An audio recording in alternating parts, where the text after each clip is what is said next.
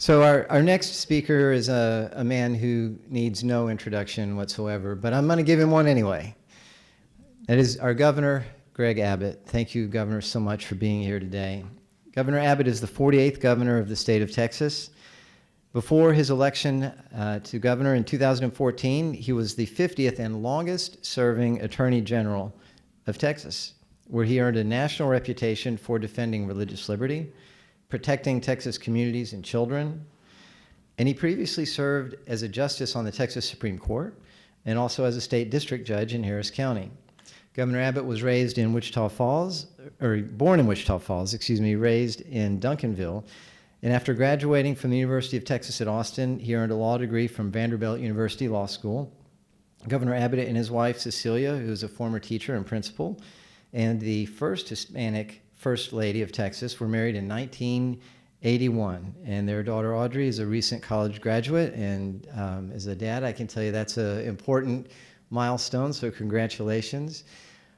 Governor Abbott, you guys see publicly, but I just want to tell you real quick what I see privately. This is a very, very intelligent, thoughtful, and deliberative man.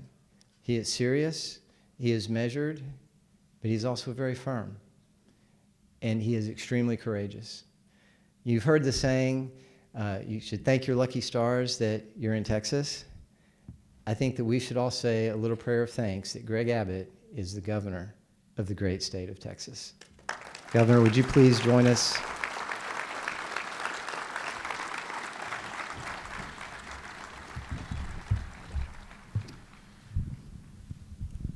Well, thank you. I don't know, I'm always confused. I saw him the other night in Galveston, and I couldn't tell. Should I call him representative, chairman, doctor, Greg, whatever? All those. Thank you for the kind introduction. I also want to thank Brazosport College for putting on this event, but also for recognizing Dennis in this way. I want to thank Speaker Phelan for being here. Thank you for your leadership of what you're providing for the Texas House of Representatives. And I want to thank all the legislators for taking time to be here and honor the Dennis the way that we should. Maybe the way that we should is just to have him stand up and hold up that sign. And we can honor him. But the real reason, obviously, to be here is to pay tribute. You know, it was interesting, Greg, what you were talking about earlier when you kind of chronicled all of his siblings and the remarkable family. But today, as you know, we are paying tribute to the most powerful in the Bonnen family. And that's exactly why I want to thank Dr. Greg Bonnen for his leadership of the House Appropriations Committee and what you're doing there. Doing a great job. Thank you, Greg. Actually, as we all know, the real most powerful Bonnen is Kim Bonnen. Kim, thank you for what you're doing. You know, Dennis actually would be the first to tell you, and he tells it all the time, that it is Greg, it is Kim, and it is others who help support Dennis in a way that made him the leader that he is. The fact of the matter is Dennis knows, but most people here do not know. Dennis and I go way back long before my time as governor. It was back when I was a young attorney general when we were looking for ways to try to get things passed in the legislature, and someone gave us the idea that we need to go sit down with Dennis Bonnen and have Dennis Bonnen work with us and to help us get something passed. And so myself and my team, we go sit down with Dennis Bonnen and we explain exactly what we want to do. And you've seen him actually physically do this before. He sits down, he puts his arms on his legs, he leans forward, he puts his glasses up like this.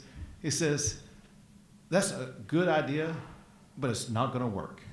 And he said, "Here's what you need to do." And then it's kind of like being in a huddle with Tom Brady, because he nails out every single plan all along the way about exactly what needs to be done. And then he's barking orders at other people in the office about exactly what to do.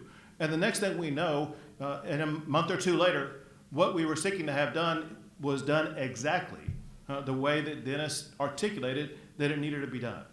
That was the first of many experiences where we got to see that unfold. Most prolifically, however, we got to see this experience when I became governor. So Dennis was a big-time help before I was governor, but as governor, he and I worked even more closely. And the reality is that the real stories of what I can tell you about what happened that I was governor, they're going to have to wait until I'm no longer in office. But I'm going to give you the short version that I think everybody will agree with. And that is, every session that I've been governor when Dennis was serving in the Capitol, whether he was as a member or as speaker, every session, it would end in the governor's office with big deal after big deal being brokered by Dennis Bonnen leading the way. Dennis, thank you for what you were able to accomplish during your time as speaker. The fact of the matter is that, as has been explained, no one has more kinetic energy than Dennis Bonnen. Nobody gets more done than Dennis Bonnen. And Dennis always offers his help to everybody. He never shies away from providing unsolicited advice. Half of the time, I was smart enough to take that advice. The other half of the time, I was smart enough not to take that advice. But the results of what Dennis has achieved, they speak for themselves. Landmark school finance reform, the biggest property tax reform that Texas either has ever achieved, or certainly the biggest reform that we have achieved in decades. The strongest border security effort until Dade Phelan. And then the constitutional amendment to ban a state income tax.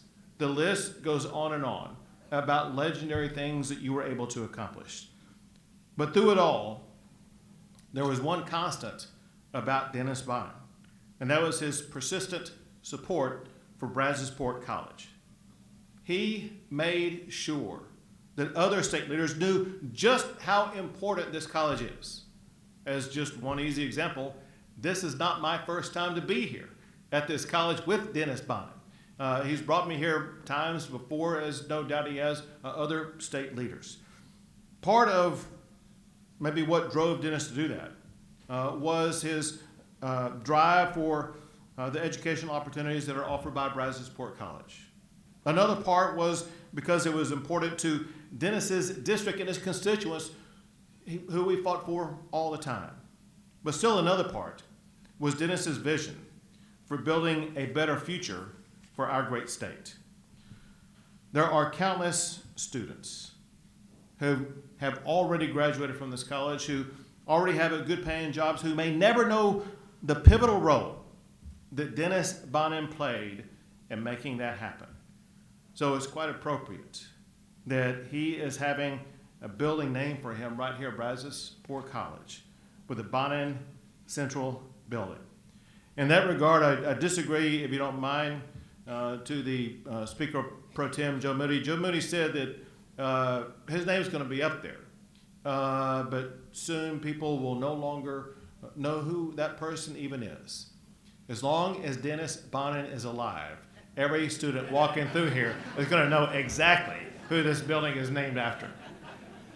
Generations of students and staff will go in and out of that building and know that their college has been advanced and improved by the tireless acts of advocacy of the person whose name is placed on that building.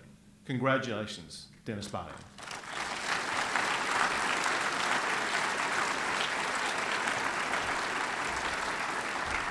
He's never seen before what I'm about to do, but I actually brought a proclamation from the governor of Texas.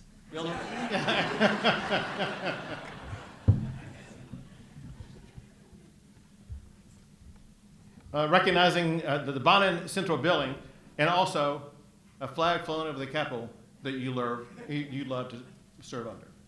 All the best to you.